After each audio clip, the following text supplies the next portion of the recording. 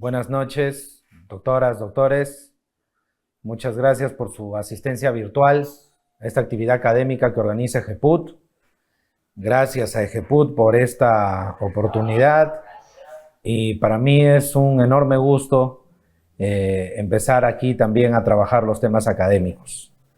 Muy bien, sin más preámbulo, doctoras, doctores, y agradeciéndoles a todos y a EGEPUT nuevamente su asistencia a ustedes y a EGEPUT la oportunidad, vamos empezando. Como ya se ha anunciado, como ustedes saben, el día de hoy vamos a trabajar la temática de estudio del caso, ¿no? En el contexto de la preparación para el examen de la Junta Nacional de Justicia. Vamos a utilizar algunos criterios, ya el material se les ha hecho llegar, que son los que ha publicado la propia Junta respecto a lo que tiene que ver con el análisis del caso. Entonces, nosotros, doctoras, doctores, vamos a dividir esta actividad en tres partes. Una primera, chequeando, revisando, evaluando algunos puntos sobre lo que es la evaluación en sí, ¿no? Algunas reglas fundamentales que están, ¿no?, en los programas y documentos publicados por la propia JNJ en los últimos años. Luego vamos a ver nuestro caso, ¿no?, a nivel fáctico el problema. Y luego vamos a ir desmenuzando este caso según los factores de evaluación que tiene en cuenta la Junta, ¿no?, como, digamos, una manera práctica de ver este aspecto de la evaluación. Dicho esto, entonces, vamos empezando. Como pueden ver, el estudio del caso es una de las fases, ¿no?, estas fases eliminatorias que tiene la evaluación de la Junta, ¿no? Y como pueden ver ustedes, y esto está, bueno, la propia evaluación no está en internet, no está en la página de la Junta, pero lo que ustedes pueden encontrar en la página de la Junta es alguno de los puntos que están acá, ¿no? Por ejemplo, en lo que se refiere a reglas de la etapa, ¿no? Dice, el postulante elige en acto público y al azar el caso que debe analizar. Entonces, ustedes pueden ver en internet, ahí está, qué caso me va a tocar, que están numerados en arábigos, ¿no? Caso 1, caso 2, caso 3. Y bueno, ya es un tema, pues, del azar, ¿no? Y dice, se debe analizar y resolver oralmente. Ahí, insisto, esto finalmente es parte del aparato estatal. Acá no se comete, creo, ninguna infidencia. Ustedes, en general es así, les van a dar unas hojas con apuntes, ¿no? Ustedes van a poder realizar ahí en esas hojas de apuntes sus notas. Y lo que sucede es que cuando uno va a devolver, ¿no?, el documento que contiene el caso, lo devuelve con todo y sus apuntes, sus notas, porque lo que uno va a hacer es una sustentación oral, ¿de acuerdo? Y no es que yo estudie y después, bueno, a ver, me voy a tratar de memorizar los puntos de los que voy a hablar. No, uno puede tener en efecto, ¿no?, un documento de notas. Obviamente, uno no va a empezar a escribir y va a llegar a la fase de esos, bueno, señores del jurado, voy a leer, bla, bla, bla. No, pues tampoco, no es una sustentación oral y se entiende que las notas son una ayuda nada más. Entonces, uno podría ahí escribir algunas ideas clave, ¿no?, de qué luego de estudiar el caso, ¿no? Ya vamos a hablar de eso, de algunos tips o técnicas al respecto, ¿ya? Pero digamos que las notas deberían tener dos bloques. Uno, las ideas clave, y luego un pequeño esquema del orden de exposición. Se entendería, doctoras, doctores, porque la cosa está fresca, porque es ahí mismo la evaluación, luego de estudiar el caso, que uno se centre al ver las notas en el esquema de exposición. No puede estar mirando a cada rato lo que uno ha escrito, o peor aún, leyendo alguna cosa. No es tanto la idea, no es tanto la idea, ¿no?, como vamos a ver en los factores de evaluación. Ahora, el tiempo para el análisis del caso son 80 minutos. Por eso uno saca el caso que le toca, ¿no?, y le dan 1:20, ¿no es cierto?, para estudiar el caso. Entonces yo primero tengo que darle una leída con atención. Si se quiere, dependiendo, la extensión es de una página más o menos similar, líneas más, líneas menos, al caso que vamos a ver. Entonces uno lo ve con tranquilidad, serenamente, trata de tener una primera idea del caso, por ahí una segunda lectura para afianzar el conocimiento del caso y luego analizar qué problemas hay, cómo lo voy a resolver, ¿no? Entonces, esas ideas que se me van formando las voy escribiendo. Y cierro haciendo mi esquemita de exposición, porque va a haber una sustentación de 20 minutos. Entonces, lo ideal sería tener ahí 4 a 5 puntos que comentar, de tal manera que uno le dé 4 a 5 minutos a cada punto, ¿no? Entonces, un esquema de exposición debería tener pues 4 o 5 partes, ¿no? Y aparte del tiempo de sustentación, tenemos la fase de absolución de preguntas, ¿no? Son 2 jurados por lo general y ellos hacen pues las preguntas correspondientes, cada uno va a tener 10 minutos.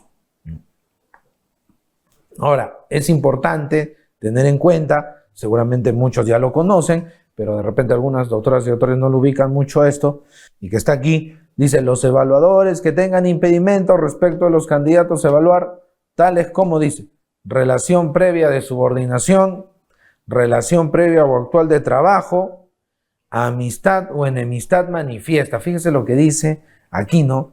Amistad o enemistad manifiesta. O sea, la amistad a secas ya me invalida, pero la mera enemistad no. Dice enemistad evidente. Se inhibirá de actuar y serán reemplazados por otros evaluadores designados por la Junta. Para este propósito, los evaluadores suscribirán una declaración jurada de no tener conflicto de intereses o impedimento alguno. Entonces aquí puede venir, como en un proceso judicial, esto puede venir de ambos lados. Pero realmente se supondría, doctoras, doctores, y esto es un punto a considerar, pues que si yo creo que tengo una relación de amistad con la persona que me va a evaluar, ¿no? Yo tendría que decirlo, no esperar que el otro lo diga, ¿no es cierto? No se vería muy bien que por ahí el jurado diga, no lo voy a evaluar a él, no la voy a evaluar a ella por tal o tal consideración, y es una circunstancia que uno mismo pudo haberla dicho. Entonces, si uno no lo dice y es el evaluador quien lo menciona, quizá eso no pinte bien. Lo digo de cara a la entrevista personal, ¿no? Porque se supone que uno espera pues avanzar. Entonces, ese es un punto, no es preferible ya que uno mismo lo diga, no esperar ya que eso lo ponga de manifiesto el evaluador. Ya. Factores de evaluación. Hay, como pueden ver, 4 grandes tópicos, ¿no? Análisis, la capacidad técnico-jurídica, ahora dice la sustentación y la resolución. Allí, tal como está en las tablas, por ejemplo, la que hemos tenido como referencia, son similares, como la tabla del 2022, por ejemplo, es un poquito discutible, hay que decirlo, la diferencia entre sustentación y resolución. Pero, a ver, aquí hay que tener cuidado, porque uno dice, no, pero es casi lo mismo, doctor. A ver.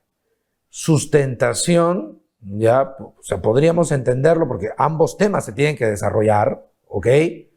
Uno puede ser referido a cómo yo sustento la postura, ¿no? Yo voy a abordar el caso de esta manera, señores miembros del jurado. Yo pienso que la demanda es infundada por esto, por esto, por esto. Pienso que el pedido es infundado por esto y aquello. ¿Cómo explico esto oralmente? Sustentación. Resolución de las preguntas que me plantean es otro aspecto. Están muy ligados. Porque puede ser, doctoras y doctores, que yo haga mi análisis, por eso el análisis tiene que tratar de ser lo más integral, ¿de acuerdo? No quedarse solo, bueno, yo lo resuelvo así ya.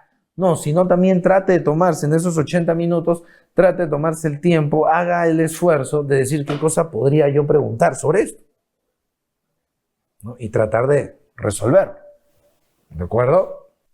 Entonces, sustentación, los 20 primeros minutos, resolución, los otros minutos de preguntas, ¿no? Porque podría suceder, y eso iba, que de repente uno sustenta muy bien, sí, mira, esto se resuelve así, fundada por esto, infundada por aquello, improcedente, lo permite el 121, el Código Procesal Civil, ¿no? Improcedente por tal o cual razón. Ya, y todo muy bien. ¿Y dónde viene el problema? Para responder las preguntas. Y esa es la típica, ¿no? Porque de repente, y es normal, pues, doctoras, doctores, porque nadie lo sabe todo, ¿no? Sobre todo en estos contextos actuales de especialización, uno quiere agarrar el caso, ¿no? Desde la perspectiva que por ahí maneja mejor. Por supuesto, es legítimo, es lo que se tiene que hacer para hacer una buena sustentación. De repente por ahí yo soy más sustantivo, pues le daré un enfoque más de derecho sustantivo. No, yo estoy más metido en la parte procesal, pues le daré un enfoque más procesal. Evidentemente más ventaja va a tener el que por ahí se conduce mejor en ambas ramas, en ambas áreas, lo sustantivo y lo procesal, como muchos penalistas, ¿no? Penal, procesal, penal, están en ambas cosas. Entonces, eso por un lado. Pero el jurado también tiene pues su propio enfoque, pues, doctora, doctor. El jurado puede ser, el expositor es medio procesalista, el evaluado, pero el jurado es más civil sustantivo.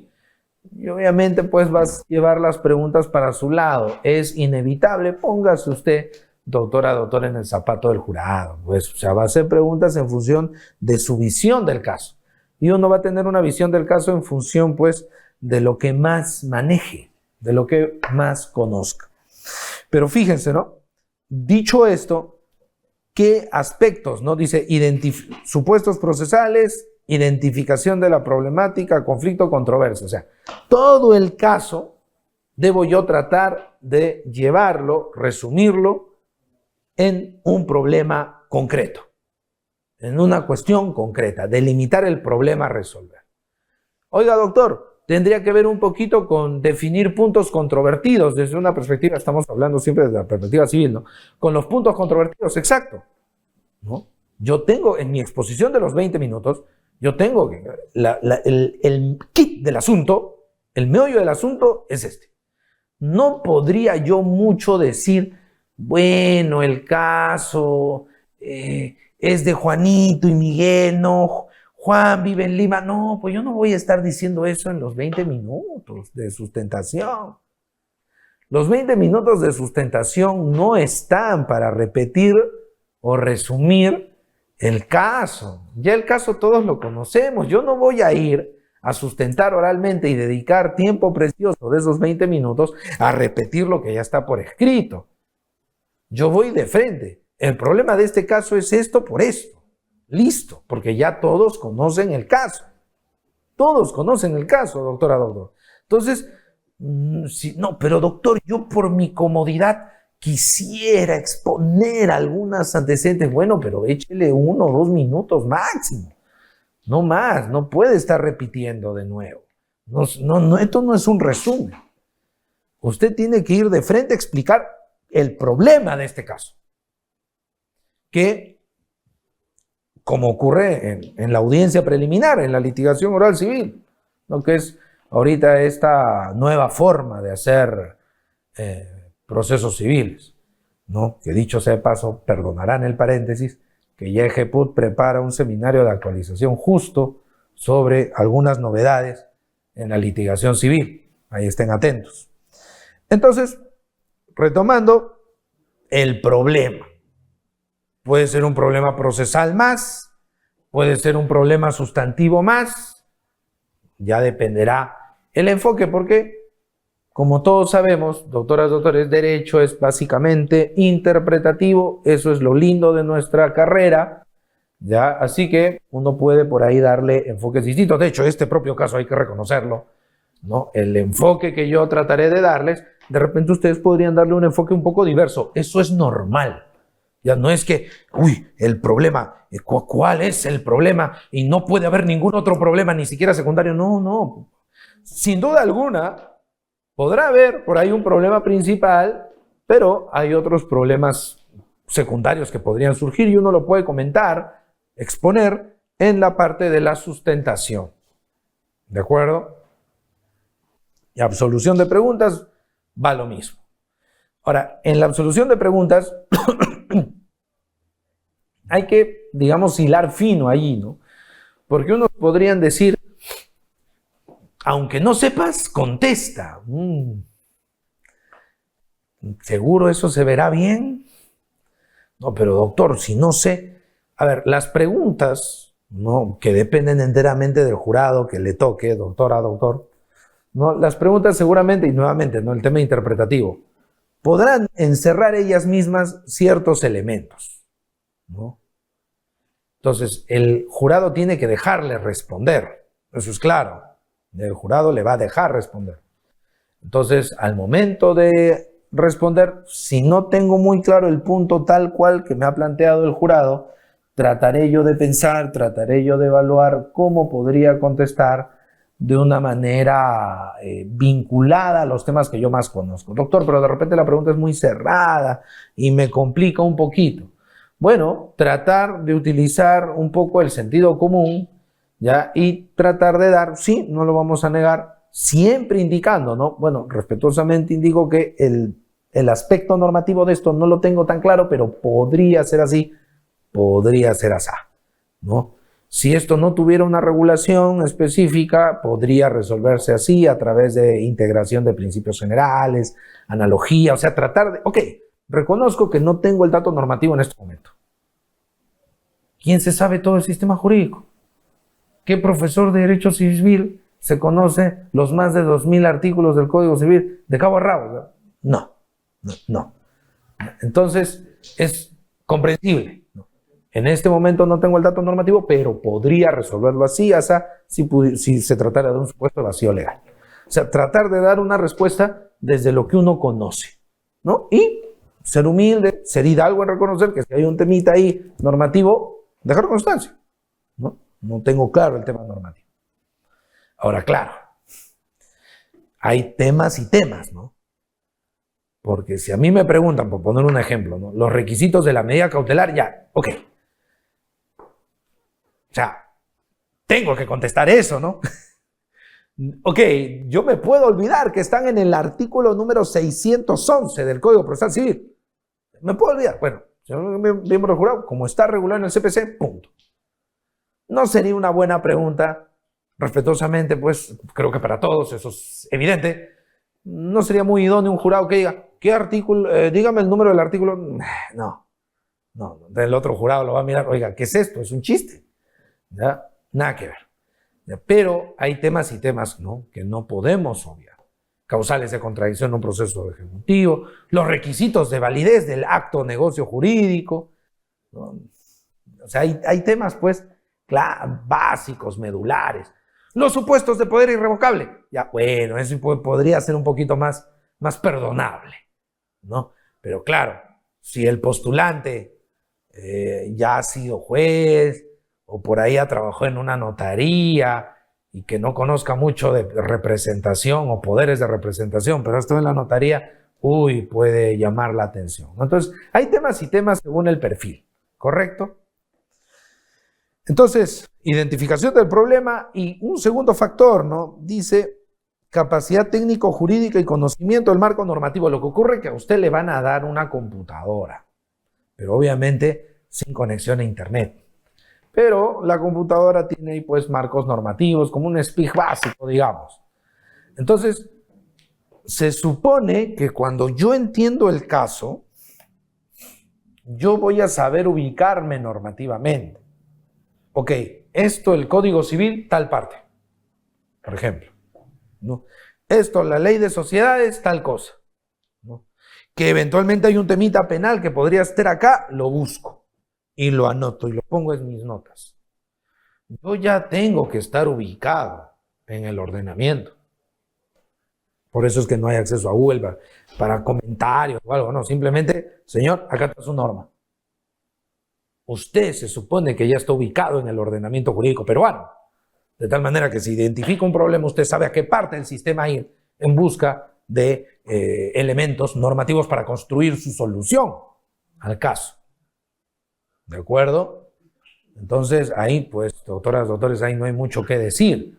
Se supone que uno ya está ubicado, uno está ubicado en el ordenamiento, ve el caso y va a tratar de ubicarlo a través del Código Civil, Código Procesal Civil, la Constitución, ¿no?, los precedentes vinculantes. Entonces, marco normativo, jurisprudencial y doctrinario.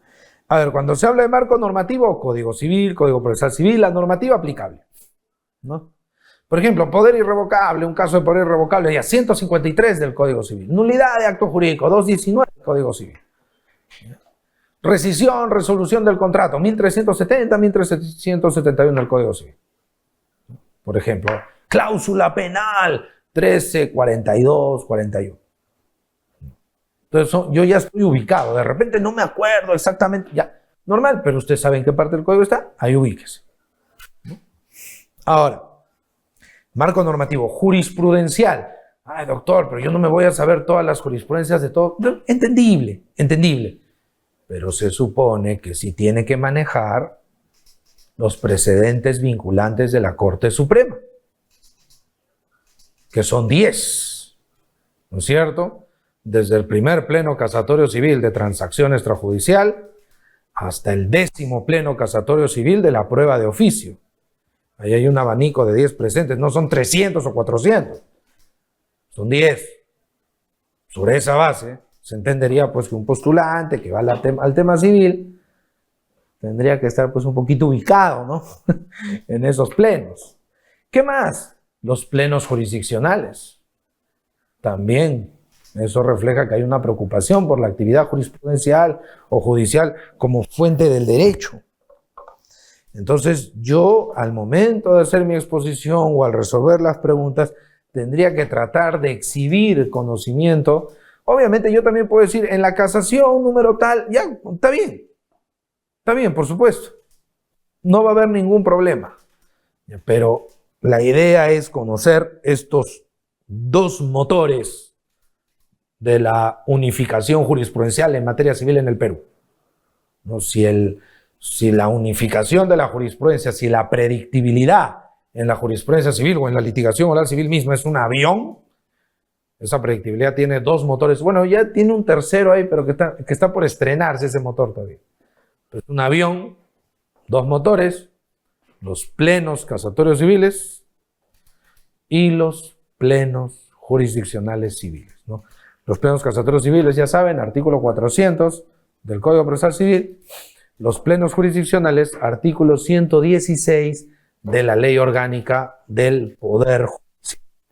Doctor, pero usted dijo hace un ratito que había un tercer motor. ¿Dónde está eso, doctor? El tercer motor, ¿cuál será? Los plenos jurisdiccionales supremos en materia civil, que han aparecido por obra de la modificación de la ley orgánica, de este artículo 116 del TUO de la Ley Orgánica del Poder Judicial, que establece que los plenos jurisdiccionales ya no son algo de las Cortes Superiores nada más, por lo menos para la materia civil, sino también de la Corte Suprema. Pero claro, no tenemos nosotros todavía algún pleno jurisdiccional supremo civil. Lo que tenemos son plenos casatorios, principios jurisprudenciales vinculantes, del artículo 22 de la Ley Orgánica, y los plenos jurisdiccionales. Entonces yo tendría que tener un conocimiento de estos elementos. En relación a los plenos jurisdiccionales, como son desde el año 97 hasta el año 2024, estamos hablando de más de un cuarto de siglo de plenos, distritales, regionales, nacionales. La idea sería, pues, por lo menos tratar de conocerlos de los últimos años, ¿no? Los últimos 5 añitos de repente, y sobre todo los plenos nacionales, ¿no? De hecho, obviamente, si se puede conocer más, tanto mejor. Ahora, jurisprudencial y doctrinario, conocer la doctrina. Aquí, el conocimiento de los plenos casatorios civiles tiene una ventaja doble. Porque más allá de estar de acuerdo con los criterios que los plenos casatorios civiles pueden llegar a sustentar, más allá de estar de acuerdo o en desacuerdo con ello, lo cierto es que estas sentencias de plenos casatorios civiles contienen una serie de doctrinas nacionales y extranjeras. De tal manera que si yo leo todo el pleno casatorio civil, puedo conocer, puedo ubicar estas doctrinas, ¿no?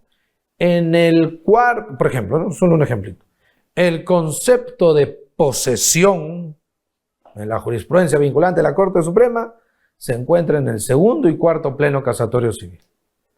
Y el autor citado por estos precedentes para tener un concepto de posesión vinculante, Jorge Eugenio Castañeda Peralta, un gran maestro samarquino, ¿no? Analista emblemático del Código del 36. ¿No? Es un ejemplo. O sea, revisando los plenos casatorios civiles, puedo yo enterarme mucho de doctrina. Y pesa más que yo diga, ¿no? Por ejemplo, ¿no? El autor Juan Pérez en su libro tal, página tal, dijo esto, o recuerdo que el autor tal mencionó aquello, o que mi profesor fue tal que escribió un libro y decía esto. Corroborar eso ahí en el momento medio complicado, ¿no? No va a estar buscando el libro. Entonces, muy distinto es lo que acabo de mencionar. Usted entra a la página web, al internet, ve los plenos casatorios segundo y cuarto, entra y ahí chequea que en la parte de posesión ambos plenos citan a Castañeda Peralta. Es muchísimo más fácil. Entonces, de cara a este tipo de evaluaciones, el conocimiento del contenido de los plenos casatorios civiles también es bastante importante porque me va a dar herramientas de doctrina que puedo yo sustentar, exhibir y rápidamente acreditar. Muy distinto es que se diga, ¿no? Juan Pérez en el libro tal dijo esto y el jurado, ¿será cierto? No sé, no me consta, ¿cómo hacemos? Bueno, habrá que creerle o no, o dudo. Un pleno, no. Eso se constata en el acto. ¿Ya? Bien, entonces tenemos pues ello, ¿no? Doctrina, jurisprudencia, normativa, ¿no? Esas fuentes del derecho, sus tres formantes. Y bueno, ya dijimos sustentación y resolución, ¿no? La contestación de las preguntas. Bien, entonces llegados a este punto, doctoras, doctores, vamos a ir entrando un poco a nuestro caso, ¿no? Que tienen ustedes ahí y que aborda varios temas vinculados al derecho de familia, vinculados al acto o negocio jurídico. ¿Ya? Así que vamos a ir a ello. Ahí tenemos el caso práctico que nos va a servir a manera de ejemplo. A ver.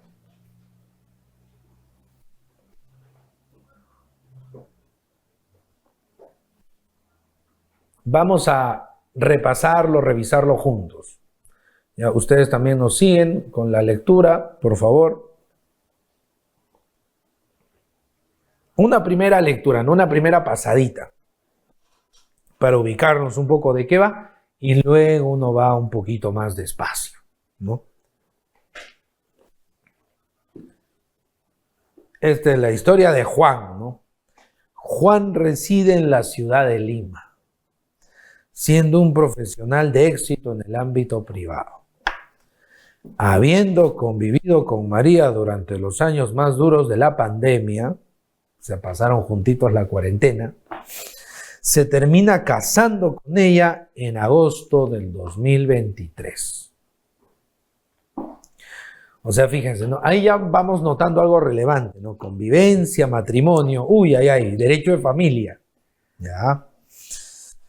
No obstante, la relación entre ambos es de antigua data, siendo que empezó cuando ambos recién iniciaban la universidad en el 2005.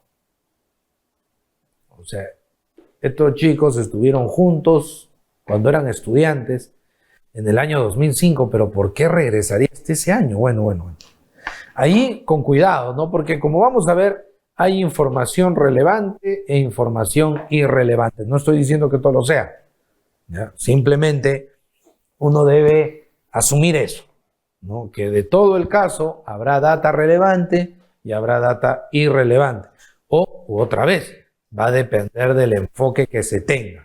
Porque también es cierto que si bien el jurado debe tomar sobre el caso, pero el jurado podría hacer una repregunta tomando algún aspecto que de repente resulta secundario. Puede hacerlo, el jurado no es autónomo, es independiente. Puede plantear las preguntas bajo la metodología que mejor considere, ¿no? Entonces, Continuamos. Se separan, o sea, ellos están en el año 2005, parece que de lo que se entiende aquí, inician de enamorados, ¿no? Pero luego se separaron y retomaron su relación el 2015. O sea, el 2015 volverían, se supone, a ser enamorados. Pero también en la pandemia han convivido. Nos recordemos, pandemia del COVID, 2020, marzo, ¿no? El caso continúa. Sucede que María tuvo una relación complicada con Alberto. Uy, aparece un segundo hombre. Entonces, Juan, María y Alberto. Se llegan a casar, dice. Dos matrimonios, uy. Es que, doctor, no va a ser, pues, el caso, comprenderá, que no va a ser, pues, cobro de título o valor, ¿no? Le firma un cheque y quiere cobrar, le firma una letra de cambio y quiere cobrar. ¿Va la demanda o no? O sea, no va a esperar, pues, usted casos de ese tipo, ¿no? Incumplió el contrato, procede que pida la resolución o no. Ya, pues, va a tener sus complicaciones. Son casitos de mediano nivel para arriba, se entiende. Entonces regresamos. María estuvo con Alberto, un segundo hombre. Se casó con él. ¿Pero en qué momento, no? Pero se separaron en el 2013. Ya. Entonces se supone, pues, que lo habrá conocido después del 2005, ¿no? Porque se separó de Juan. Juan y María conviven desde el 2016. Ya. O sea, ellos se separaron el 13. María se separó de Alberto el 13 y parece que retomó con Juan y de ahí convive con él el 16. Pero recién se concretó el divorcio de ella durante la primera ola del COVID, hacia fines del año 2020. Entonces María ha estado conviviendo con Juan, estando casada con Alberto. Uy. Pero claro, ahí mismo dice que ella cortó palitos con Alberto. O sea, obviamente no es un tema, digamos, que le ha estado engañando a Alberto. Es que Alberto también había cortado palos con ella. Solo que, no, como a veces pasa, no tramitaron su divorcio. Alberto, por su parte, siempre estuvo implicado en la actividad de compra y venta de inmuebles. O sea, regresamos acá al ex de María. Alberto, temas inmobiliarios. Siendo que concretó su divorcio con María luego de que ambos transaran en relación a dos inmuebles. O sea, parece que tuvieron ahí una discrepancia sobre bienes. Se solucionó y ahí vino el divorcio. Cabe agregar que no tuvieron hijos. El divorcio tuvo por causa la imposibilidad de hacer vida en común, no vinculada a alguna situación de infidelidad o conducta deshonrosa. Entonces no se soportaban, no se aguantaban, problemas de armonía, no se llevaban bien, ese es el punto, ¿no? De aquí se comprende que Alberto nunca tuvo conocimiento o contacto alguno con Juan. De aquí se comprende, repito, insisto, que Alberto nunca tuvo conocimiento o contacto alguno con Juan. O sea, Alberto no sabía nada de Juan. María inició y terminó su relación con Alberto con la separación del 2013, en un lapso en el que tuvo casi nula comunicación con Juan, salvo algún saludo eventual por épocas festivas. En este contexto, se tiene que Juan compró dos inmuebles. El contrato de compra-venta de inmuebles, o sea, familia, contratos, ¿no? En ese contexto, Juan compra dos inmuebles, uno en Cajamarca y otro en Arequipa, hacia fines del 19. O sea, cuando convivía con María, aunque María no estaba divorciada. Luego compró otros dos inmuebles, en Lambayeque y Tumbes, durante las fiestas de fin de año del 2023. Ah, estos bienes ya se compran cuando ha habido ya el divorcio, ¿no? De hecho, cuando ya se había casado con María, ¿no? Entonces Juan compra unos bienes cuando convivía con María. Ok, estos 4 bienes se compran durante la convivencia con María, pero los primeros bienes, María sigue casada con Alberto. No, pues no tramitaron el divorcio, recuerden. Ya, pero los otros 2 bienes, ya ahí sí, ¿no? Se adquieren estando ya María casada con Juan. En sede registral, dice, ¿no? En sede registral, el titular de los activos es Juan, siendo que su situación civil no ha sido actualizada en Renieque y Sunar. Ahora bien, deseando contar con liquidez para realizar otras inversiones, Juan decide vender los activos. Entonces, tiene los 4 bienes, ahora los quiere vender. Como buen esposo le va a avisar a María. María, ¿sabes qué? Quiero vender, ¿no? Quien está conforme con la decisión y lo pone en contacto con un corredor inmobiliario, Miguel, que es de su confianza por múltiples recomendaciones de amigos del trabajo. Es así que Miguel pone a la venta los inmuebles, siendo uno de los interesados nada menos que Alberto. Uy, ¿qué tal vuelco de la historia, ¿no? El ex de ella es el que quiere comprar ahora. Alberto firma minuta con Juan por la venta de los inmuebles adquiridos en el 2023. Ah, ya. Entonces está vendiendo el inmueble de Lambayeque y Tumbes, ¿no? Casualmente María toma conocimiento de la situación e informa que no está de acuerdo y que informará de la situación al notario. Ah, o sea, María se entera después, o sea, firman la minuta. Como saben, luego de la firma de la minuta, tiene que celebrarse la escritura pública. La escritura pública también se tiene que firmar. Pero eso lo tendría que firmar, uno diría, ¿no?, Juan y Alberto. Y ahí se entera María que Juan le va a vender a su ex, ¿no?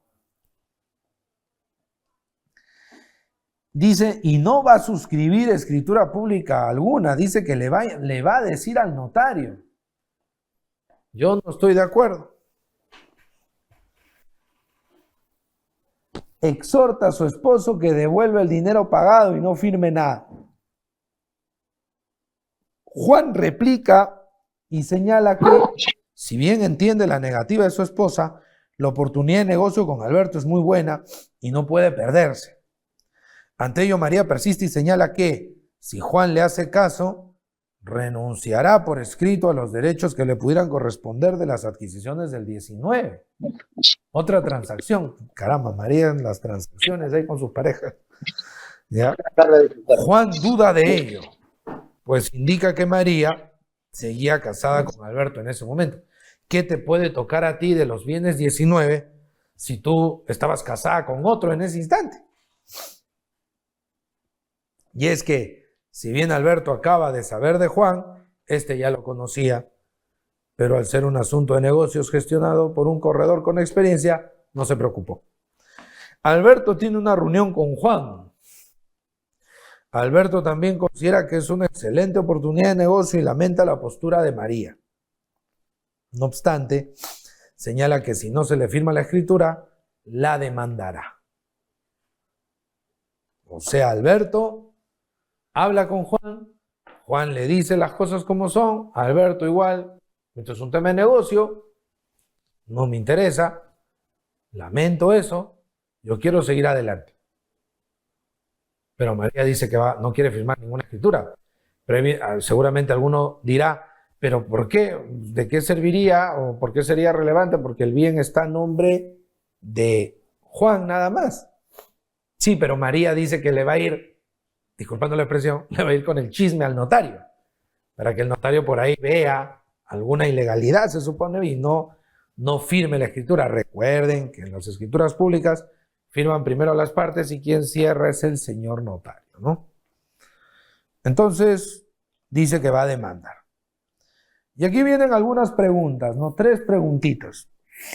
¿Tendría fundamento la demanda de Alberto? O sea, Alberto dice, bueno, Juan, si tú le haces caso a tu esposa, si tú permites que tu esposa se interfiera en esto, lo siento mucho, te voy a tener que llevar a los tribunales y vas a tener que pagar las costas y costos del juicio, porque yo tengo mi minuta firmadita, así que me voy a tener que ir a juicio.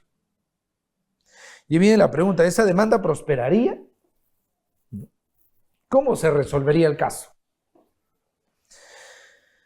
¿María tiene algún derecho sobre los bienes del 19? Ya convivía con Juan, pero estaba casada con otro. ¿Cómo es ahí? ¿Cómo se resolvería una posible demanda de ella?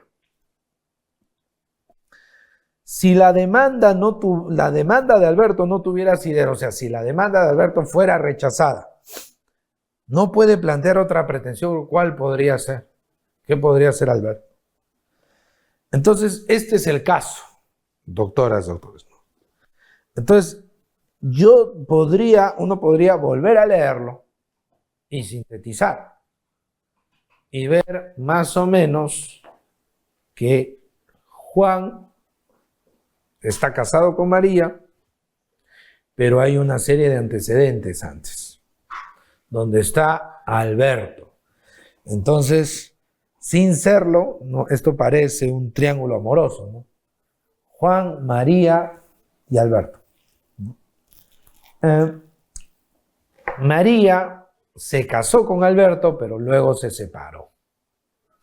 Pero transaron bien, por lo visto, ¿no? Solo que su divorcio demoró. Ellos, de hecho, queda claro que se separaron, pero al final cerraron por mutuo acuerdo, ¿no? Pero ese mutuo acuerdo se concreta todavía años después, 2020. Estando María separada, ¿no? De Alberto, retoma con Juan y empieza a convivir con Juan. Y Juan en ese interín adquiere bienes que luego va a vender y termina vendiéndoselos nada más y nada menos que al ex. La esposa se entera de esa situación y dice, me opongo, no, yo tengo desconfianzas con él. Claro, por algo habrá habido esa transacción de inmuebles, ¿no? ¿Qué habrá pasado ahí? Entonces ella le dice a su esposo, a su nuevo esposo, oye, segundo esposo, no hagas negocio con el primer esposo, no es de fiar. Pero ya había minuta firmada. Devuélvele su dinero. El esposo dice, no. Ella dice, sí, devuélvele. Es más, si me haces caso, los derechos que tengo en relación a lo que has adquirido en 2019, yo renuncio a eso. Y te quedas tú solo con él. Pero desístete. Devuélvele su plata. Juan trata de hablar con Alberto. Alberto lo escucha, se entera, no desiste. Más allá de que de repente le quiere dar la le quiere dar la contra, porque se tiene en bronca todavía, en fin, ya no consta en el caso. Lo cierto es que nuestro señor comprador no quiere dar su brazo a torcer. Y él va a interponer su demanda de otorgamiento de escritura pública si Juan no le firma la escritura. Entonces imaginemos que Juan, porque no quiere tener mayores problemas con su esposa, no firma. ¿Podrá ir la demanda? ¿María tiene algún derecho sobre esos bienes adquiridos en 2019? Y si la demanda, en el supuesto de que la demanda, ¿no?, de Alberto se rechazara, ¿qué pretensión podría plantear Alberto? Se supone que contra Juan. Entonces, ahí, doctoras, doctores, tengan en cuenta que la situación de casado de Juan no constaba inscrita, ¿no? Había una desactualización. Bien, eso es el caso. Ahora, nosotros tenemos aquí que identificar. Entonces, vamos a la pizarra un poquito, ¿no? A ver. ¿Qué tenemos? Problema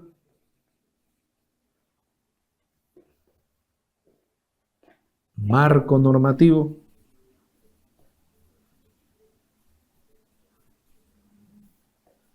jurisprudencia, doctrina. Entonces se supone que son los 4 puntos que se van a analizar, son los 4 puntos que debo yo tener en cuenta al momento de armar mis notas, mis apuntes. Recuerde que la Junta le va, luego sus libros de notas se los va a pedir. Usted no se va a llevar eso. Tenga cuidado con lo que escribe. Ya no va a estar escribiendo otras cosas. Ya tenga cuidado porque lo va a tener que devolver. Doctor, pero no es materia de evaluación, pero lo va a tener que devolver, doctor. Bien, el problema. La demanda de otorgamiento de escritura pública. Marco normativo. ¿Dónde está el tema de la demanda de otorgamiento? Que es un proceso sumarísimo. Demanda de otorgamiento, 1412, el Código Civil, por ejemplo. El Código Procesal Civil, sumarísimos. ¿Qué más? Ojo, esto es como si fuera la nota, ¿no? ¿Dónde empieza sumarísimo? Ya me voy a CPC. ¿Qué más? Como es demanda de otorgamiento de escritura pública, hay un precedente. O sea, por eso no me van a poner una computadora en Google precedente sobre otorgamiento de escritura pública. No sea malo. Esto ya se supone que tengo que conocerlo.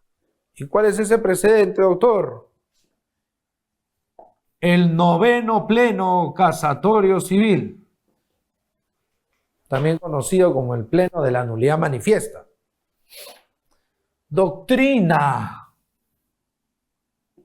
Los propios autores del 9º Pleno, varios autores de acto jurídico. Ahí está el profesor Fernando Vidal, por ejemplo, Juan Espinosa, Lizardo Taboada, el ex premier Aníbal Torres. Por ejemplo, si yo he leído todo el 9º Pleno, voy a chequear algunos puntos acá, por ejemplo. Ya, pero este problema yo lo tengo que delimitar. ¿Qué tenemos? Que Alberto va a decir, Juan, yo ya firmé contigo, tengo la minuta, hay que firmar la escritura. Juan, Alberto, mi esposa me está haciendo problema. Pero tú eres el titular registral, pero mi esposa me está haciendo problema. Lo siento. Bueno, voy a tener que hacerte juicio. Va a ser el proceso. Claro, de repente alguien diría, ¿no? Bueno, doctor, está fácil, porque el titular registral es el que va a firmar. María dice que le va a avisar al notario. Y fíjese, hay alguien, si uno maneja más derecho notarial, podría llevar todo a ese terreno.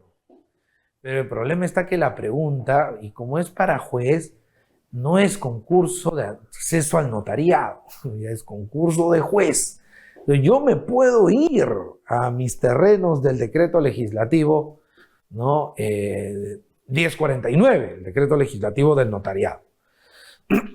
Y podré decir cosas y valdrá puntaje, pero no mucho, porque allí no van a haber situaciones procesales. Ahí yo no voy a encontrar si la demanda es fundada o no. Va a estar un poco difícil en todo caso. ¿Ya? Ojo con eso. Entonces, hay que ver si el pedido de Alberto encuentra amparo legal. Ahí está la minuta, el titular registral, listo, que él me transfiera, ya está. Uno podría ir con esa solución, pero no le parecería... Usted tiene que sospechar. ¿Cómo, doctor? Es que si le parece el caso muy fácil... Red flag, como se dice, ¿no? Banderita roja. Cuidado, cuidado, lo pueden hacer caer. Bueno, ¿procede la demanda? Obvio que procede, pues, doctor, si el demandado es el titular registral. Y el titular registral es el que le va a transferir, firma y ya está, ¿no? ¿Qué problema hay? ¿Seguro? Dude. Si ve el caso, si el caso le sale demasiado rápido, tenga cuidado. ¿Ya? Banderita roja. No, muy fácil. De repente uno se toma su tiempo, ya cuadré, ¿no? A ver, Juan, María, Alberto. Juan tuvo una relación con María, luego se separan, se casa con Alberto, no se divorcia de él, pero regresa con Juan, un tiempo vive con él, luego se casa, luego de tramitar su divorcio, y las ventas. ¿No le parece que por algo están trayendo tema de familia? Doctora, doctor, entonces ahí viene el otro tema. Porque aunque aquí parezca que solo está el noveno, por eso el tema de cuadrar las fechitas es importante. Acá hay otro. ¿Cuál, doctor? El octavo pleno casatorio civil. No un precedente vinculante, sino dos. Ah, su doctor.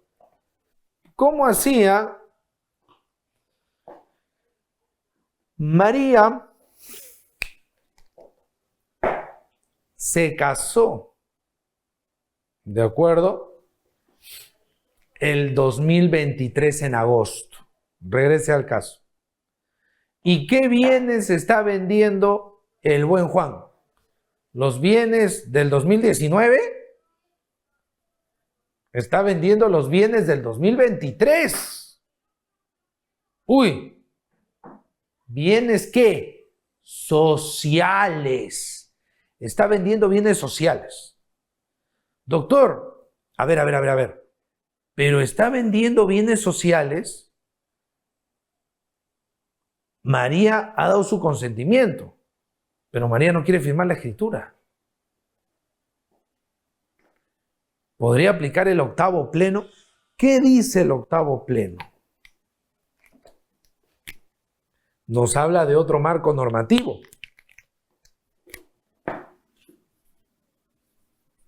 Artículo 315 del Código Civil. Acto de disposición de bienes sociales por uno solo de los esposos. ¿Y qué concluyó el octavo pleno? Nulidad. Es nulo. Ojo, ahorita estamos haciendo nuestras notas y estamos pensando para lo que se tiene 80 minutos. Aquí estamos reduciendo un poco el procedimiento. Aquí estamos pensando juntos. Ya luego vamos a hacer lo que sería la exposición como tal. Pero primero yo tengo que resolver el caso y ubicarme. Dice, uy, chispas, el octavo. ¿No? Y la nulidad. Si Juan dispone de los bienes sociales solito, sin la intervención de su esposa, ese acto es nulo. Y ahí estaría la base del postulado de María. Esposo, Juan. Claro, ella no es abogada. En este supuesto se entiende que no son abogados. El abogado es nosotros. María puede jugar la ficha de la nulidad. ¿Por qué? Por el octavo pleno. ¿Por qué? Porque está disponiendo de bienes sociales, bienes adquiridos durante el matrimonio, es lo que dice el caso.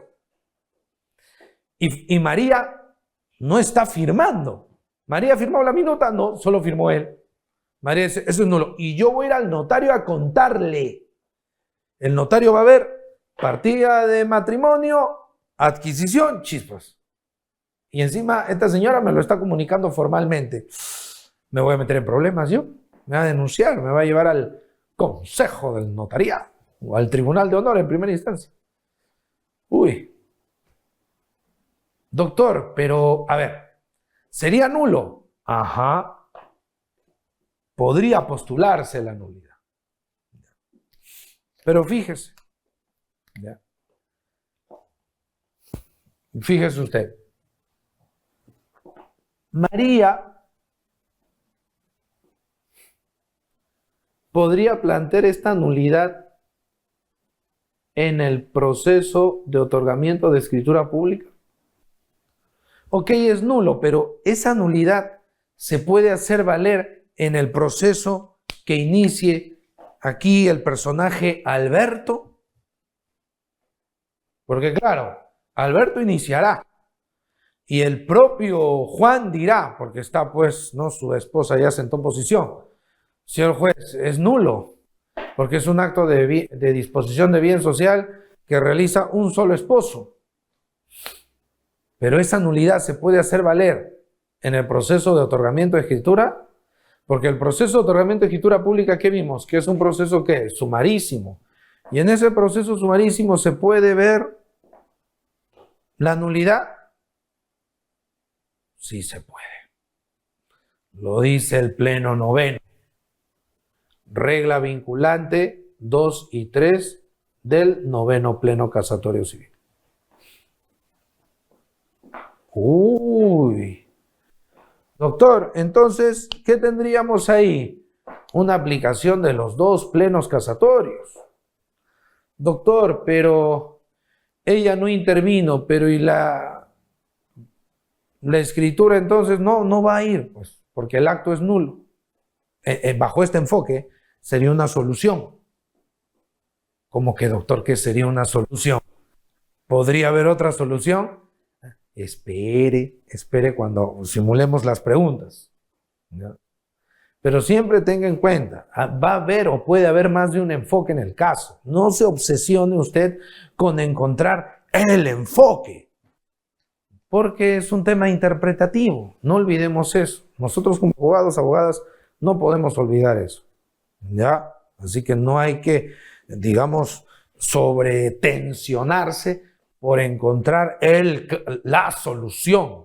No, ¿ya? Entonces, caray, no va infundada. Infundada la demanda porque habría una nulidad por acto de disposición unilateral de bienes sociales conforme al octavo pleno, y eso se puede analizar conforme al noveno pleno casatorio. Ahí está la doctrina correspondiente. Allí. ¿De acuerdo? Doctor, pero hay más preguntas. Sí, pues hay más preguntas. Lo otro, ¿qué es lo que nos dice el caso? ¿Qué es lo que nos dice la prueba?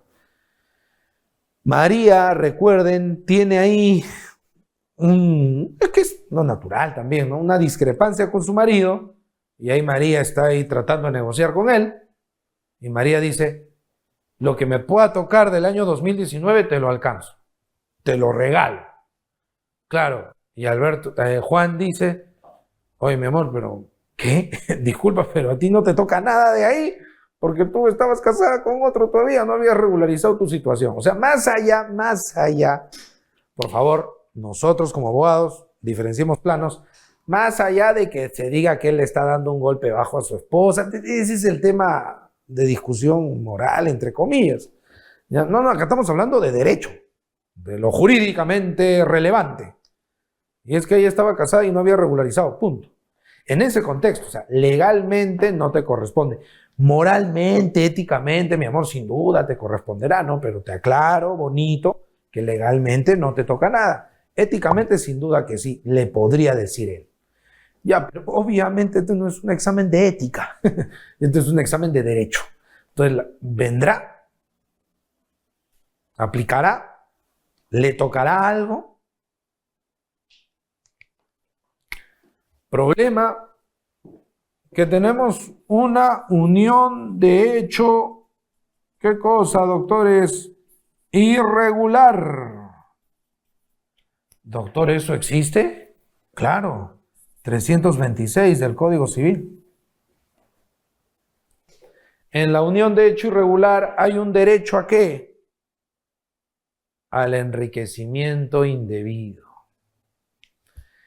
El que se siente afectado puede pedirle al otro una indemnización, un monto por enriquecimiento indebido. Algunos autores, como Benjamín Aguilar Llanos, señalan que eso se rige bajo la lógica del enriquecimiento sin causa, artículos 1954, 1955 del Código Civil. Yo tengo ahí un poquito mis reservas, ya son temas de doctrina, ¿ya?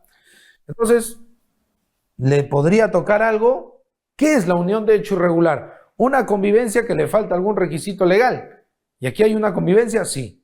¿Qué requisito legal le faltaría? Que ambos sean solteros. Ella era casada. Unión de hecho irregular. Ya está. Porque recuerde, la adquisición es de ¿dónde? Del 2019. Y ellos ya convivían desde el 16. Ya había 3 años de convivencia. Solo que irregular por el hecho de que ella estaba casada, ¿no? Entonces sí le correspondería una indemnización y con eso es lo que ella está negociando. Ahora, regresando otra vez, ¿no? Doctor, la última pregunta. ¿Qué sucede, no, si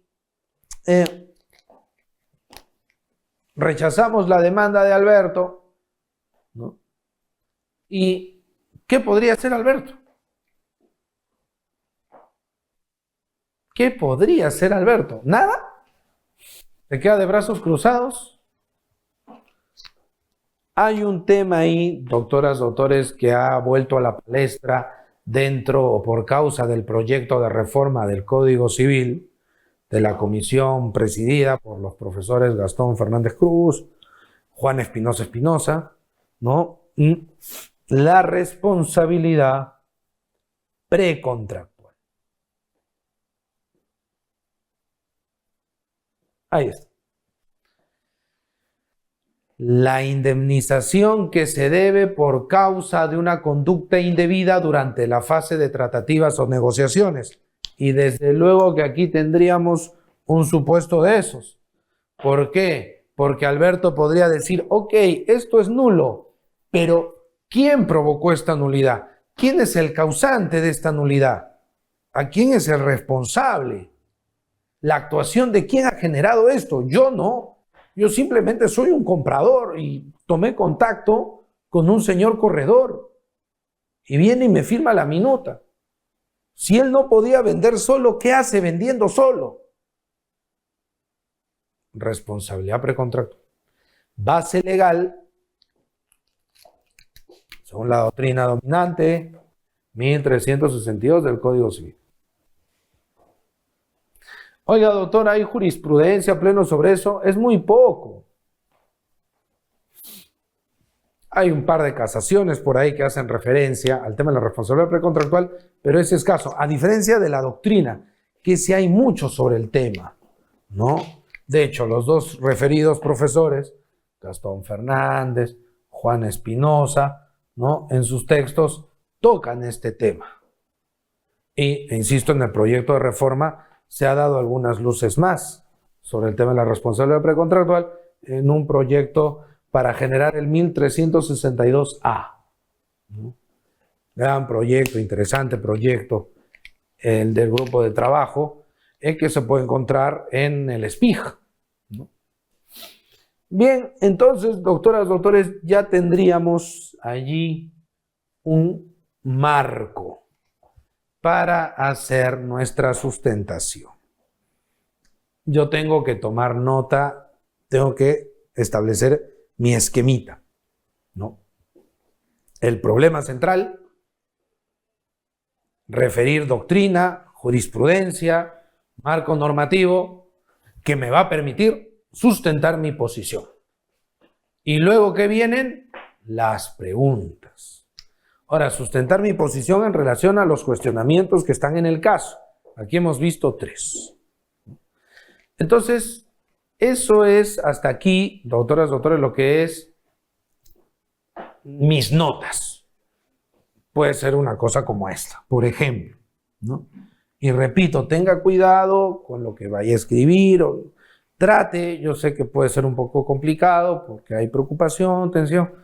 No estemos escribiendo alguna cosa o haciendo algún dibujo mientras... No parece buena idea.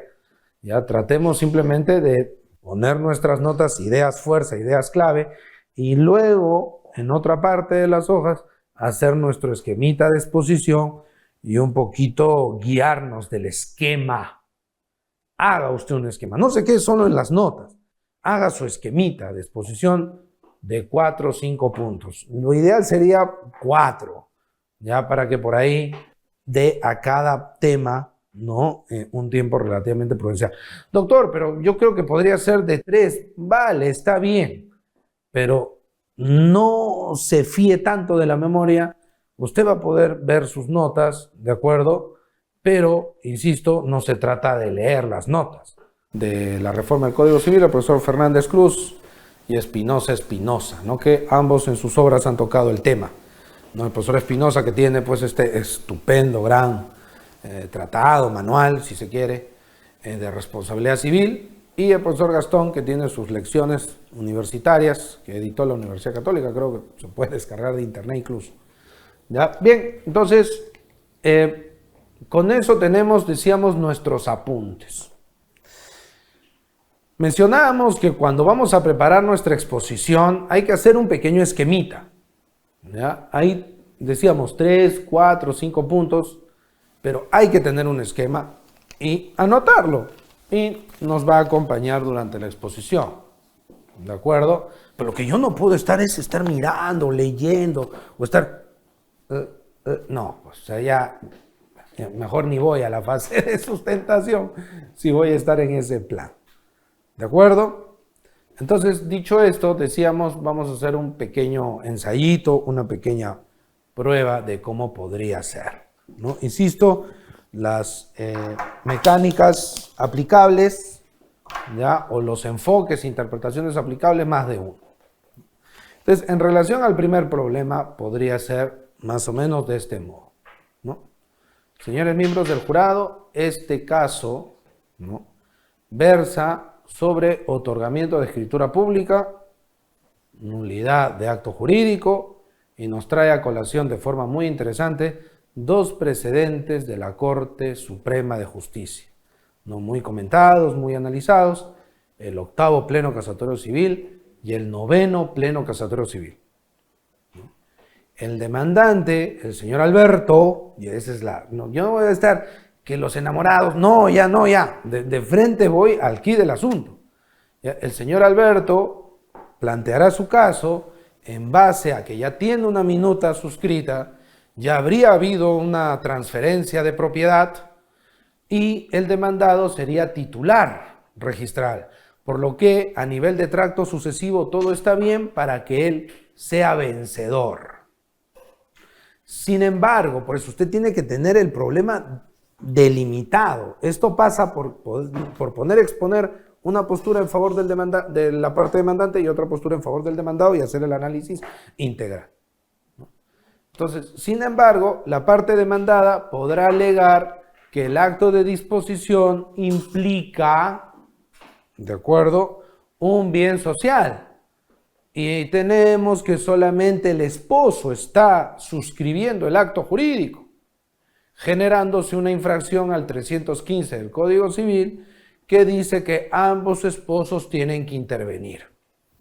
La Corte Suprema de Justicia ya ha establecido que si uno solo de los esposos interviene sin el otro, tenemos un supuesto de nulidad. ¿Por qué nulidad? Porque se está violando el 315, que es una norma imperativa, una norma de orden público. Así que se da la causal de nulidad del 219, inciso 8 del Código Civil, que nos remite al artículo 5 del título preliminar. De esta manera habría una causal de nulidad. Sin embargo, la parte demandante podría decir, ok, podrá haber nulidad. Podría hasta concederte que hay nulidad o supuesto negado que haya nulidad, pero esa nulidad propia de los procesos de conocimiento y de una actividad probatoria más o menos amplia, ¿podrá analizarse en este caso? El demandante seguramente lo negará. Ve, note que estamos describiendo el problema, no voy a... Bueno, sí, ¿no? Oye, qué casualidad, ¿no? El ex le quiere comprar al marido actual. O sea, no vamos a estar reparando en esas anécdotas. O sea, tenga cuidado que hay casos que se... Miren este caso, ¿no? Un poco curioso, se puede prestar un poco a la gracia, ¿no? Mira cómo se encuentran los dos esposos. Eso es lo de menos, obviamente. ¿Ya? Entonces, usted tiene que exponer dos posturas y el contraste que hay en ellas, porque al hacerlo, usted está demostrando que ha identificado el problema, ¿no? Y ahí se viene un esquema de ping-pong, y es que esa es un poco la esencia también, lo sabrán, doctoras, doctores, de la audiencia preliminar, que es el gran protagonista de la nueva forma de hacer litigación civil hoy en día. Yo no voy a estar repitiendo los antecedentes. Entonces continuamos, ¿no? Entonces el demandado alegará, ¿no?, la nulidad conforme al octavo pleno casatorio civil, pero el demandante bien podrá replicar que esa nulidad resulta procesalmente irrelevante porque no se puede declarar la nulidad de un acto jurídico en un proceso sumarísimo cuando bien sabido es, y la práctica jurisprudencial lo demuestra, que las pretensiones de nulidad de acto jurídico se tramitan en la vía del conocimiento, no en un proceso sumarísimo. Así que por razones procesales ese argumento sería impertinente y la demanda tendría que ser declarada fundada y seguramente en otro proceso judicial se podrá discutir sobre la nulidad. Sin embargo, el demandado podrá refutar ello. No, sin embargo, el demandado podrá refutar esa situación, ¿no?, diciendo no, que hay un precedente vinculante, el noveno pleno casatorio civil, que permite en sus reglas vinculantes segunda y tercera claramente la declaración de nulidades manifiestas. Y aquí tendríamos un supuesto de nulidad evidente porque es muy fácil notar que estamos ante la disposición de bien social por uno solo de los esposos. La nulidad salta a la vista, como dice la regla vinculante 4. En consecuencia, el argumento del demandante procesal se derrumba, por lo que la demanda tendría que ser desestimada por la nulidad que se puede declarar incluso en ese proceso. Por tal razón, la demanda no puede ser amparada. Doctor, de repente me puedo tomar menos tiempo. Perfecto, porque el poder de síntesis va a hacer demostrar que usted conoce del tema. Y eso es lo que hay que tratar de exhibir, ¿no? Entonces, uy, doctor, de repente me va a sobrar un poquito de tiempo. Entonces voy a repetir lo que... No, pues no. Si le sobra algunos minutos, perfecto. Tanto mejor. Pero aquí, en este caso no solo es una pregunta. Pues si hay 2, 3 preguntas, no se vaya usted a demasiado en una. Pase a la siguiente rápidamente. Preferible es que sobre por ahí algo de tiempo a que falte, o peor aún que lo estén callando. Preferible es por ahí que uno lo feliciten, como sucede en las audiencias, ¿no? Por ahí que uno lo feliciten por tomarse menos tiempo. Segundo, señores miembros del jurado, en relación a la segunda pregunta, es claro que tenemos una unión de hecho irregular. El artículo 326 del Código Civil, como han señalado varios autores, como el tratadista Benjamín Aligar Llanos, ¿no?, adopta una postura amplia de la unión de hecho irregular, porque simplemente dice es una convivencia que le falta algunos requisitos de la ley. Es bastante amplio. Si queremos tutelar a los sujetos, adoptaremos una interpretación pro homine, adoptaremos una interpretación amplia. De tal manera pues que aquí los protagonistas de nuestro caso, María y Juan, ¿no?, habrían tenido una convivencia irregular desde el 2016 hacia adelante, ¿no?, más de 2 años, pero con una situación de irregularidad porque ella obviamente estaba separada de su esposo en los hechos, pero recién logró consumar su divorcio en el año 2020. Pero antes de eso hubo una convivencia irregular. Ella se comportaba como divorciada, como una persona libre de impedimento matrimonial, pero realmente no lo estaba. Entonces el 326 le reconoce un derecho, el enriquecimiento indebido. Y si ella llegara a tener un inconveniente con su esposo Juan, su segundo marido, pero primer enamorado, ¿no?, por lo visto, primer novio, ¿ya? Pero segundo esposo, si hubiera llegado a tener un inconveniente, ella tendría allí un derecho legal, ¿no?, a pedir el monto de la indemnización por enriquecimiento indebido, que podría, digamos, apuntar a esos dos bienes, porque se trata del enriquecimiento, ¿no? Alguien durante esa convivencia irregular, gracias a esa convivencia irregular, ha podido desarrollar ciertas actividades y ha obtenido un provecho de ello. En este caso, su patrimonio se ha enriquecido en esos dos inmuebles. Evidentemente no se va a pedir que pague o le abone el valor total de esos bienes, ¿no? Puede ser un monto prudencial, de manera similar o análoga a como ocurre con el matrimonio o la unión de hecho. La mitad. Cuando usted esté exponiendo lo que se refiere a la sustentación, lo van a dejar hablar. El tema es el límite de tiempo. Entonces, si usted empieza a dudar por ahí, hable con seguridad, hable con tranquilidad, confíe en usted y siga, ¿no? Siga.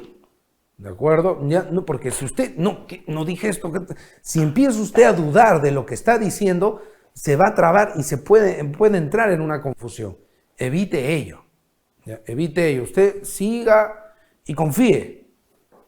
Si por ahí viene, siente que por ahí le pueda saltar una duda, usted siga. ¿Ya? No se complique. Ya en las preguntas se podrá así refutar, replicar o precisar algo incluso de lo que usted dijo, porque va a tener su espacio para responder preguntas. ¿De acuerdo? Entonces, en esa lógica, apuntamos, ¿no?, a identificar el enriquecimiento en el marco de una unión de hecho irregular. Le podría corresponder de manera similar o análoga a matrimonio, unión de hecho, la mitad. Así podría configurarse una pretensión de obligación de dar suma de dinero a la luz del 326 del Código Civil. Entonces, eso en relación a la pregunta 2. Y la tercera pregunta, tenemos un claro caso de responsabilidad precontractual porque ha habido una conducta irregular, una conducta indebida durante las tratativas, durante la celebración del contrato. Porque el señor vendedor no informó o se puso a actuar como si tuviera la legitimación suficiente cuando no lo tenía.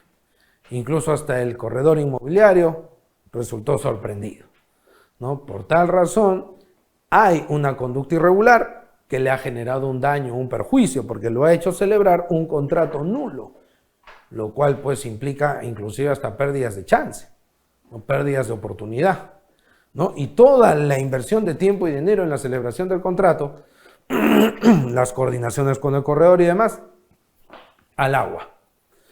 Así que se ha infringido el deber de negociación de buena fe, porque la única norma que regula la temática de la responsabilidad precontractual es el 1362.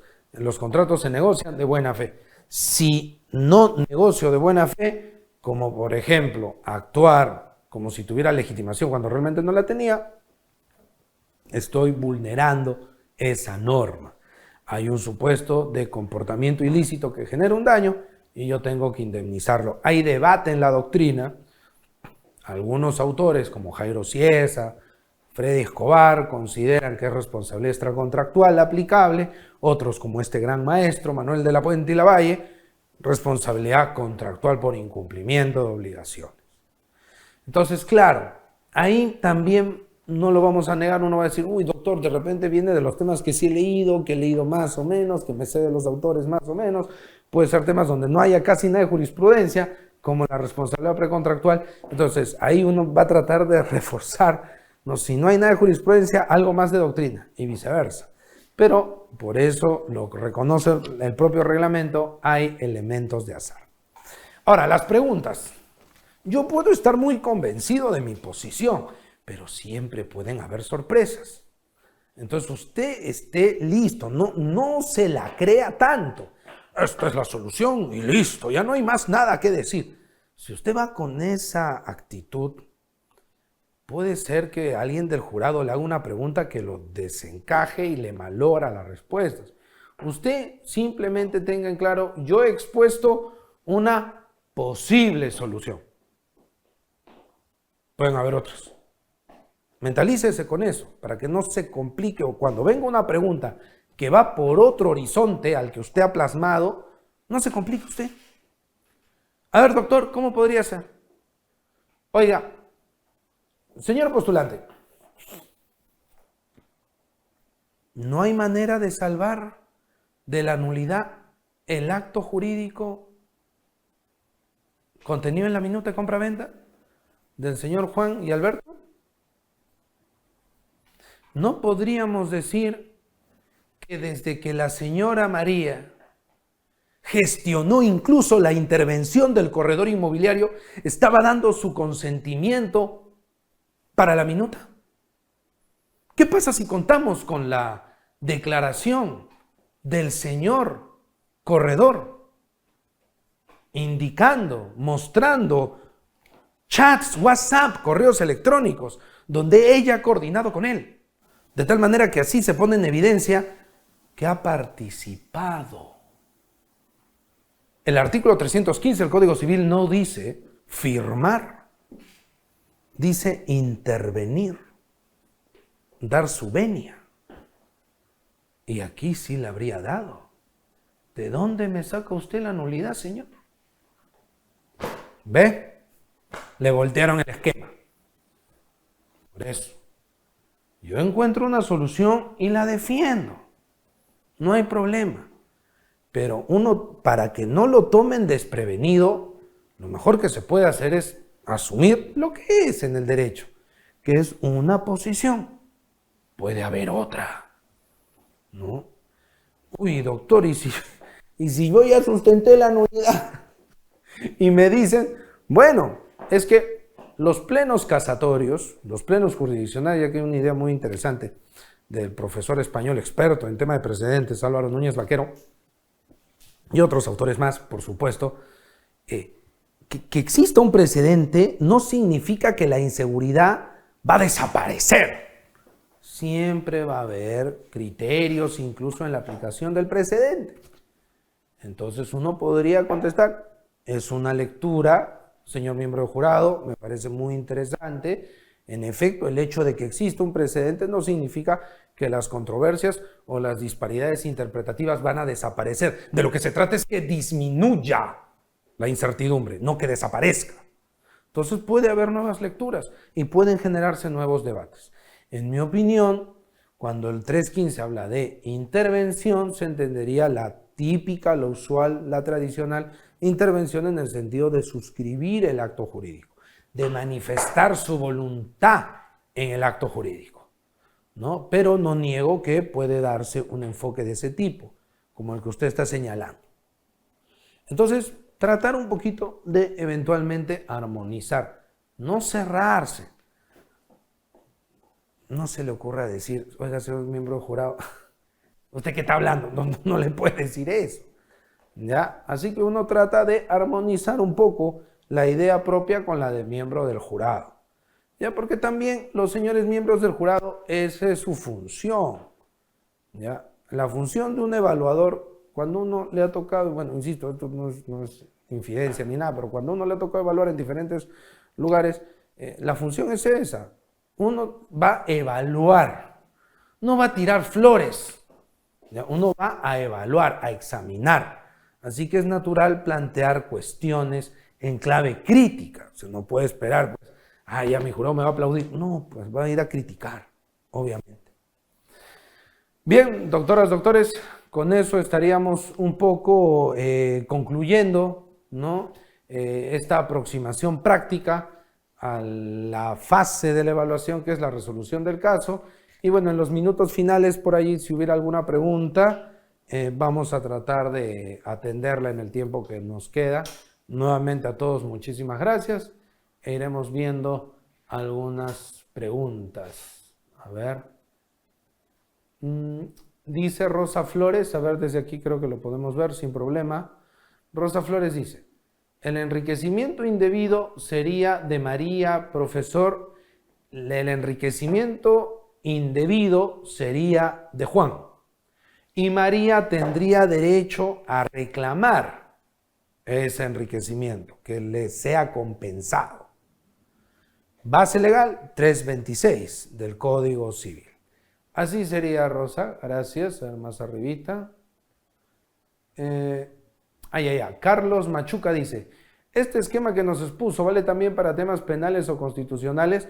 Bueno, el esquema que da la Junta, por ejemplo, el que hemos tomado como referencia para el día de hoy, 2022, uno de los últimos, es para todos, ¿no? Aquí le hemos dado, comprenderán, una arista civil, que es la especialidad de quien habla.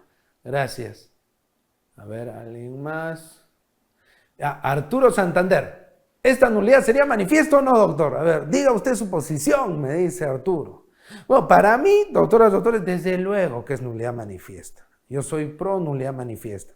Hay un tema ahí, porque el noveno pleno casatorio cita a quien habla. Ahí hay un tema que, bueno, en un futuro evento aquí en Ejeput sobre el noveno pleno lo podemos hablar con detalle, pero sí, yo sí creo, doctor Santander, que hay. Gracias.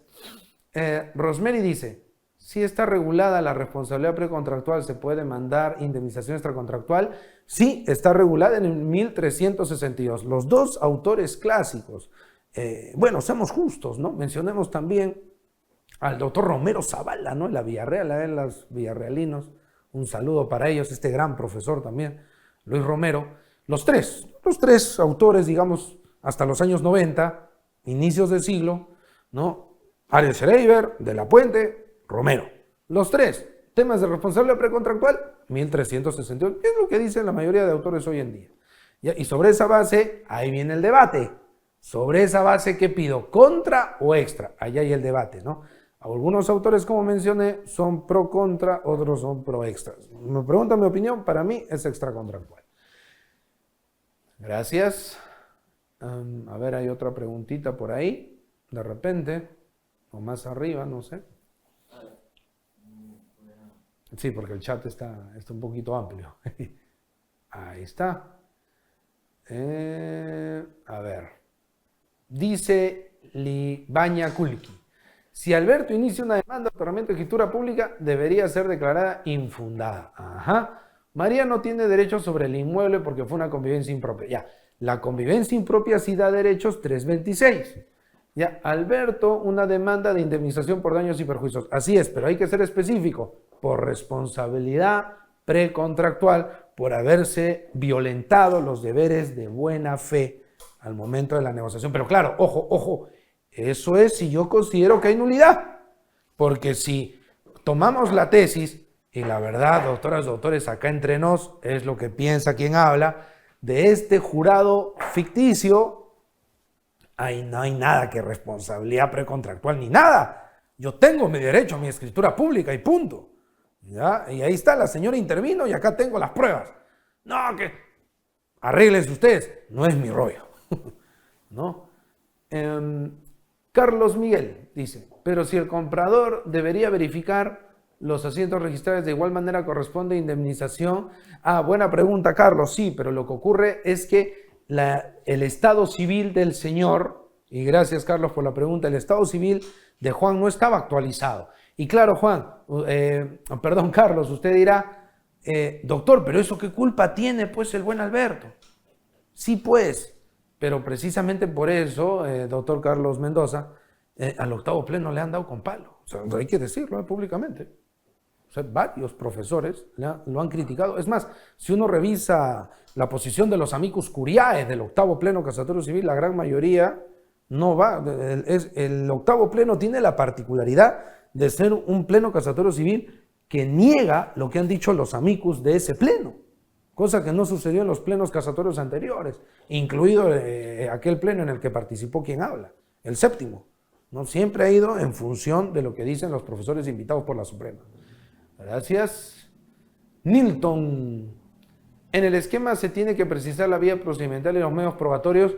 Va a depender, doctor Nilton. Si es un caso como el nuestro, de repente no mucho, ya, pero la vía procedimental sí tendría que estar mínimamente para estar ubicados normativamente, ¿no? Pero si el asunto se vuelve más un tema probatorio, por ejemplo, ¿no? Si alguien es muy estudioso de autores, por ejemplo, como Jordi Ferrer, Carmen Vázquez, ¿no? Autores muy vigentes hoy en día en el tema probatorio, de repente alguien lo lleva todo a la prueba, demostrar si el señor corredor su declaración es suficiente para aprobar la intervención y centrarse ahí. Claro, o sea, como les digo, hay múltiples enfoques, ¿ya? Arturo, importante la buena fe subjetiva y creencia. Sí, así es, pero con el tema del octavo pleno, doctor, reitero, el octavo pleno dice que es nulidad y por eso se le ha criticado, ¿no? Por eso se le ha criticado. Elvira, doctor, en el caso de Juan firme la escritura con Alberto sin que éste tenga conocimiento que es casado con María, es decir, si Alberto actúa de buena fe, ya, bueno, como ya mencionamos, depende de la postura que se tenga. Si estamos en la postura del postulante no ficticio, hay nulidad y no importa de la buena fe. La buena fe no subsana nulidad. Doctor, pero el octavo pleno dice que se protegen los derechos del tercero de buena fe. Del tercero, no del comprador. ¿Ya? La buena fe no subsana nulidades. Me explico. Yo compro y el que me vende, ay, resultó ser casado. Uy, yo ya fui. En cambio, si yo le transfiero a buen amigo y profesor Frank Almanza, supongamos, el doctor Frank, él sería tercero. Yo no. Y cuando la esposa de mi vendedor salga y diga nulidad, nulidad, el doctor Frank, uy, qué pena, pero conmigo no es. Es un tema de Ford y su esposo. Yo soy tercero. Túmbele su título a Ford.